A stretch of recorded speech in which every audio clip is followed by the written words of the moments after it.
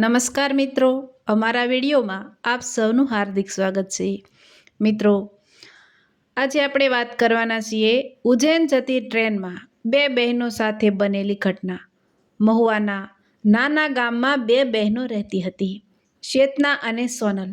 બાળપણથી જ સાથે રમેલી, સાથે ભણેલી તથા દરેક સુખ દુઃખમાં સાથે ઊભી રહેતી. આ બંને છોકરીઓના દિલમાં એક જ સપનું હતું, એક દિવસ મહાકાલના દર્શન કરી આવવાનું.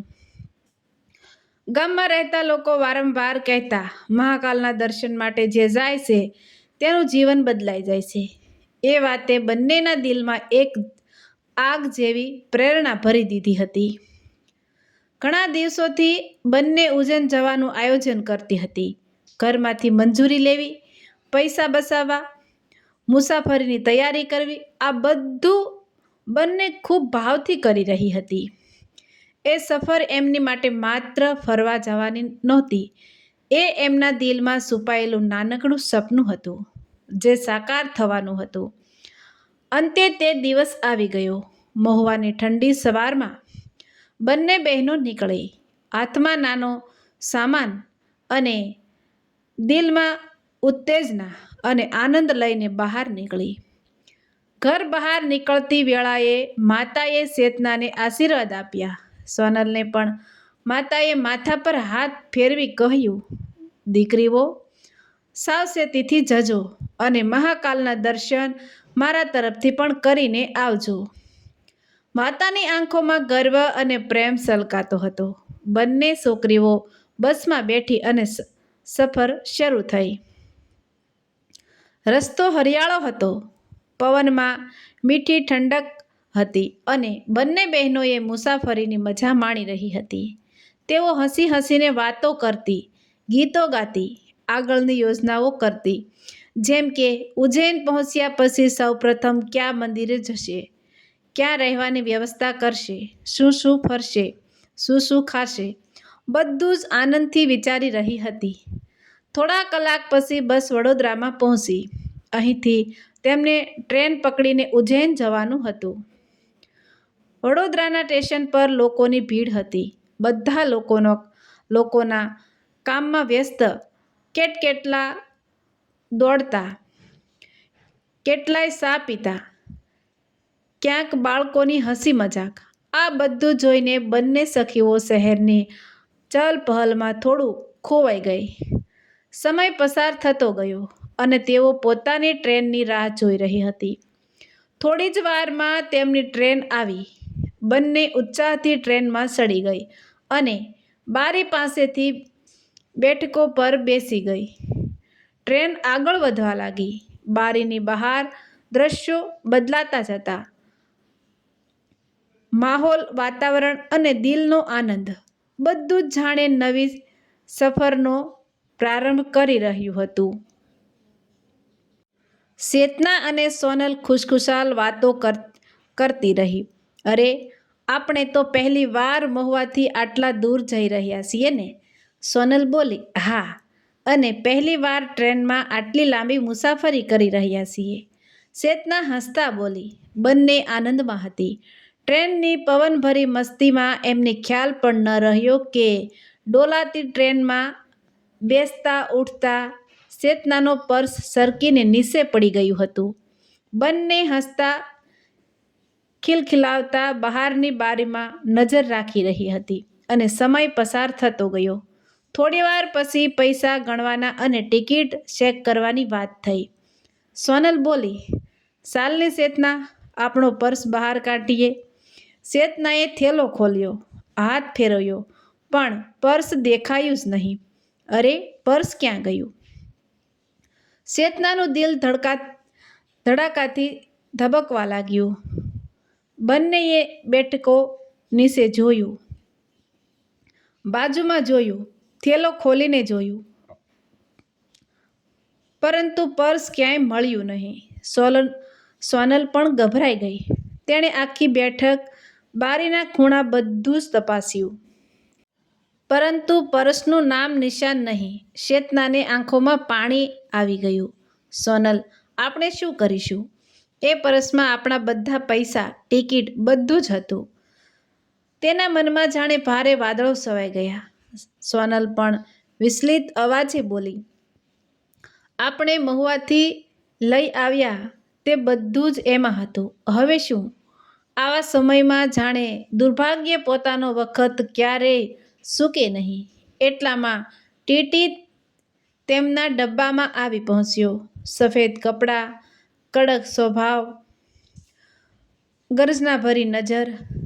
તેને જોઈને તો સામાન્ય મુસાફરો પણ ગભરાઈ જાય.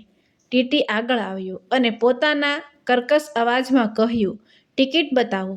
બંને ગભરાઈને એકબીજાને જોઈ ચેતના થરથરતા અવાજે બોલી, સર, અમારો પર્સ પડી ગયો છે, કદાચ ક્યાંક પાછળ. ટીટીએ કહ્યું, પૈસા નથી તો ટ્રેનમાં સડવાનું શા માટે? તમારા જેવા લોકો જ મુશ્કેલી ઊભી કરે. આ શબ્દો ચેતનાના દિલ પર તીર જેવા લાગ્યા.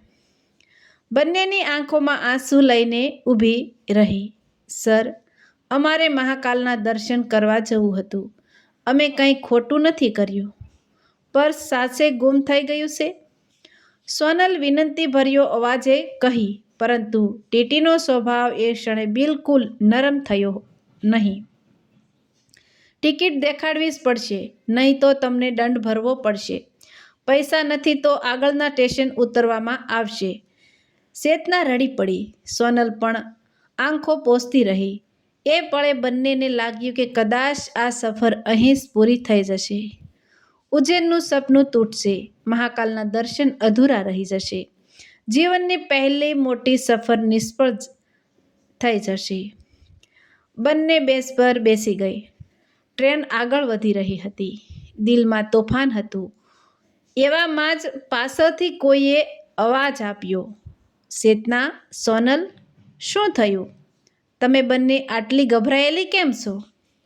બંનેએ પાછળ વળીને જોયું તો એમની બાળપણની ફ્રેન્ડ પાયલ ત્યાં ઊભી હતી. મહુવાના પાડોશમાં રહેતી, સાથે ભણેલી અને એકાદ નિખાલસ છોકરી. એકદમ નિખાલસ દિલની છોકરી. બાળપણમાં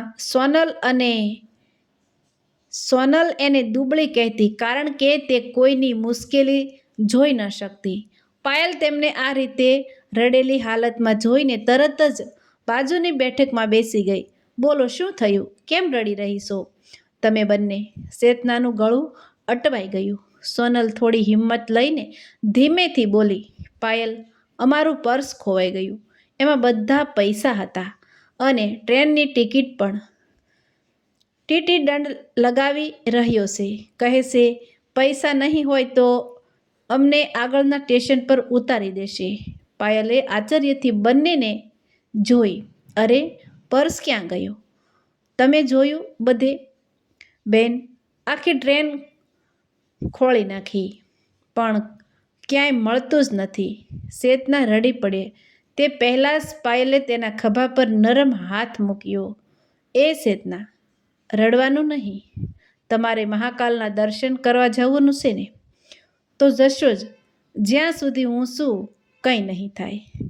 એના આ શબ્દોએ જાણે બંનેને જીવતો આધાર આપી દીધો. એ સમયે ટીટી ફરી ડબ્બામાં પાછો આવ્યો. એની આંખોમાં સીડ તો પહેલાંની કરતાં પણ તીખી હતી. હા, ટિકિટ બતાવો, નહીં તો દંડ ભરવો પડશે, અથવા આગળના સ્ટેશને ઉતરી જજો. ચેતના અને સોનલ ફરી ગભરાઈ ગઈ. પણ પાયલ ઊભી થઈ અને શાંત સ્વરે બોલી, સાહેબ, હું આ બંનેની ટિકિટની જવાબદારી લઉં છું. પર્સ ગુમ થયો છે, સાચી વાત છે, પણ આ બંનેને ઉતારી દેશો તો મહુવાથી આવેલી દીકરીઓની માનહાનિ થશે. મારી પાસે પૂરતા પૈસા છે. તમે દંડ કેટલો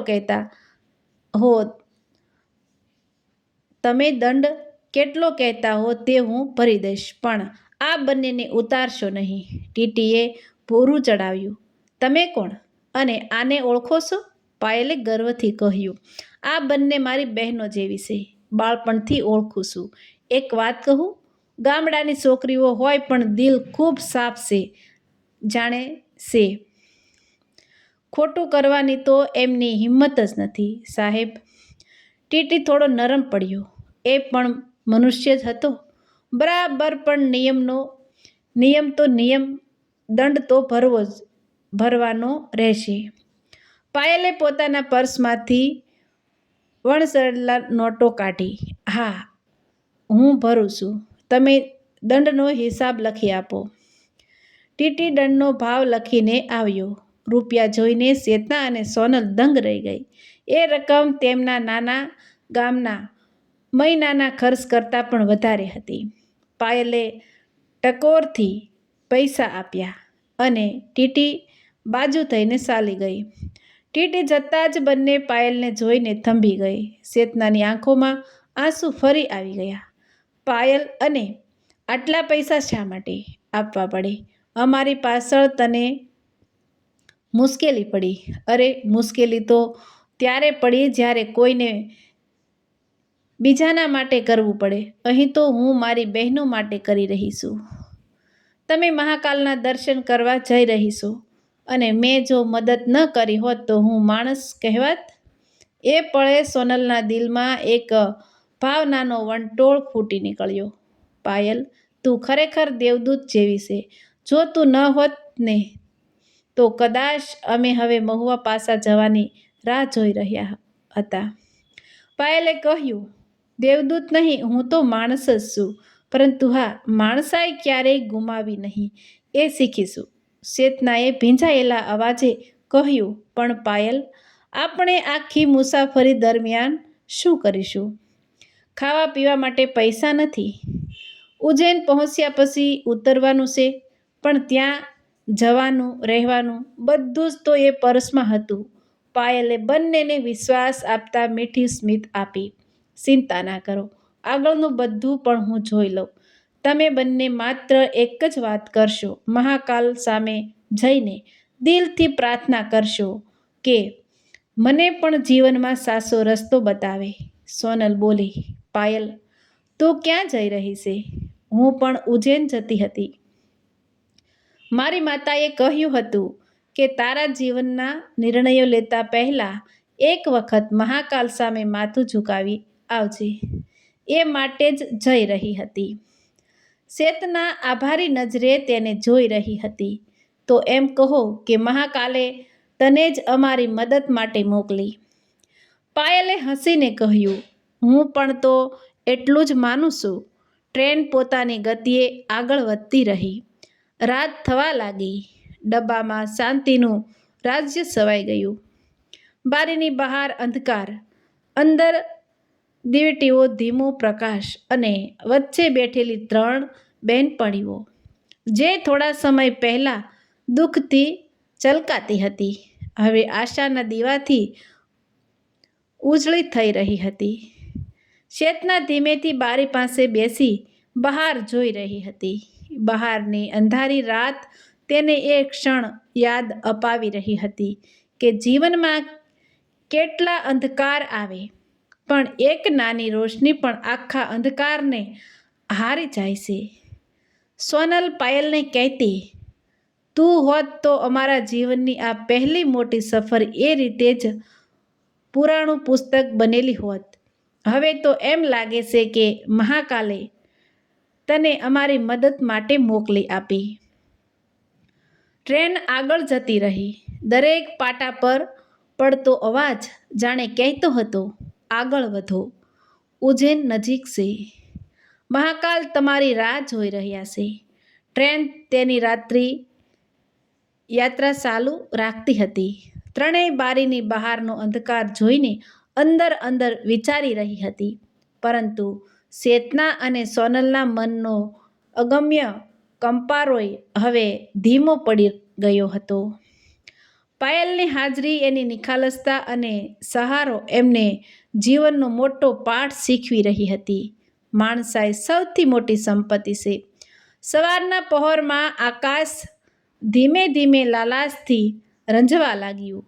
બારીમાંથી દેખાતી સવારની કિરણો જાણે નવા જીવનનું વાંચન કરતા હતા. સોનલે ધીમેથી આંખો ખોલી. બારીઓ પર મુકાયેલો પવન જાણે શબ્દ વગર કહી રહ્યો હતો, ઉઠો દીકરીઓ, ઉજ્જૈન હવે નજીક છે. ચેતનાએ પણ આંખો ખોલી.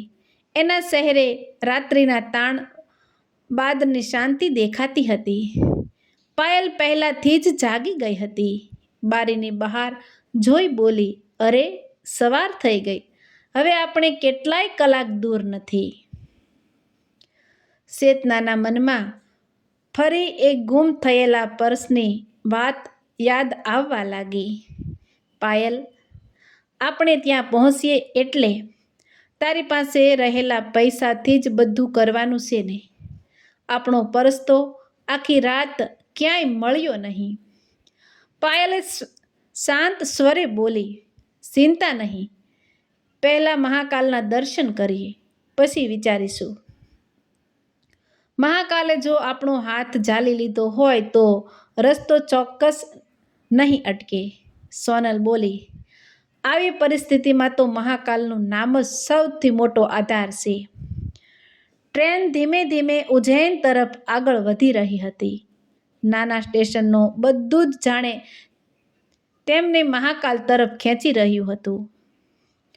અંતમાં ઘોષણાનો અવાજ આવ્યો, આગલું સ્ટેશન ઉજ્જૈન. ઉજ્જૈન. ચેતના અને સોનલના હૃદયની ધડકન વધવા લાગી. સફરના તમામ દુઃખો, મુશ્કેલીઓ, તાણ બધું જાણે પાછળ રહી ગયું.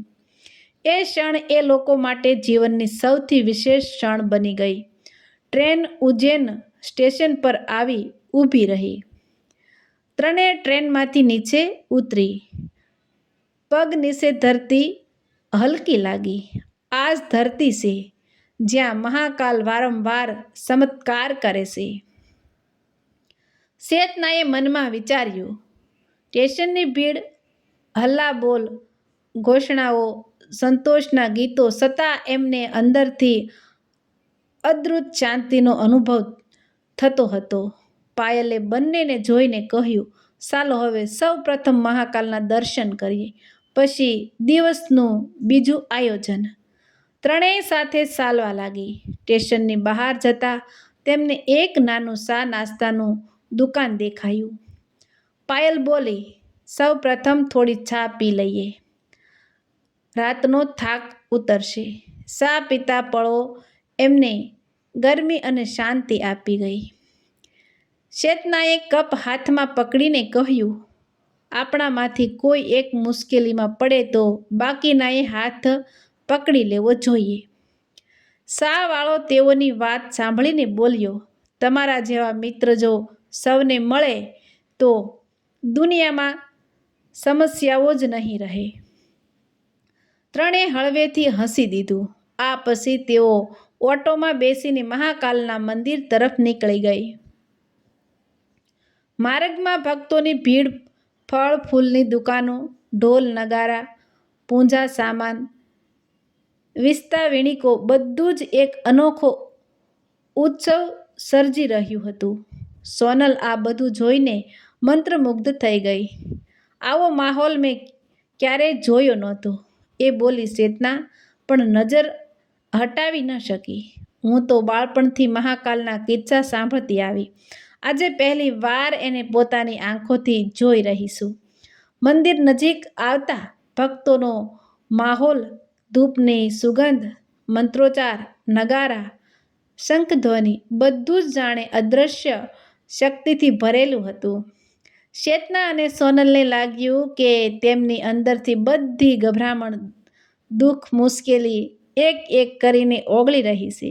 જ્યારે ગર્ભગૃહનું દ્વાર નજરે પડ્યું અને દિવ્ય જ્યોતનો પ્રકાશ એમના ચહેરા પર પડ્યો ત્યારે તેની આંખોમાંથી આંસુ આપમેળે વહી ગયા. ચેતના બંને હાથ જોડીને મંદિરમાં પ્રવેશી.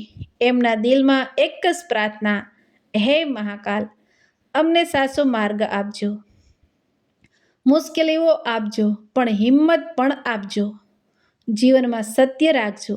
સોનલ પણ હાથ જોડીને આંખો મીચી, હે મહાકાલ, તું અમારી સાથે રહેશે. દિવ્ય જ્યોત સામે ઊભા રહી એનું દુઃખ, ભય, ગભરામણ બધું જ ઓગળી રહ્યું હતું. મહાકાલના ગર્ભગૃહમાંથી નીકળતા બંનેની આંખોમાં તેજ આવી ગયું. સોનલ બોલી, ચેતના, આ તો આપણું જીવનનું સૌથી પવિત્ર દિવસ છે. ચેતના શાંત અવાજે બોલી, હા સોનલ, હવે કોઈ મુશ્કેલીથી ડર લાગશે નહીં. મહાકાલના દર્શન બાદ ત્રણેય મંદિરમાંથી બહાર નીકળ્યા ત્યારે એમના ચહેરા પર એક અજબનું તેજ દેખાતું હતું. જેવો ભાર તેઓ મહુવાથી લઈને આવ્યા હતા, દુઃખ, ભય, પર્સ ખોવાઈ જવાની ચિંતા, માર્ગોનો સંકટ, બધું જ જાણે કોઈએ પલક ઝપકતા ઓગાળી દીધું હોય એવું લાગતું હતું. ચેતના હળવેથી બોલી, સોનલ, આજે મારી અંદર જાણે કંઈક બદલાઈ ગયું છે. એક અજબની શાંતિ છે. સોનલ પણ ઊંડા શ્વાસ સાથે બોલી, હા ચેતના, મારા જીવનની સૌથી મોટી પ્રાર્થના આજે પૂરી થઈ. હવે લાગે છે કે મહાકાલ આપણો હાથ પકડી રાખશે. ચાલો, પાયલે કહ્યું, થોડો પ્રસાદ લઈએ અને પછી રહેવાની વ્યવસ્થા કરીએ. ત્રણેય પ્રસાદ લીધો અને બહાર આવેલા એક નાના પ્રસાદિક ભોજનાલયે સાદું ભોજન લીધું.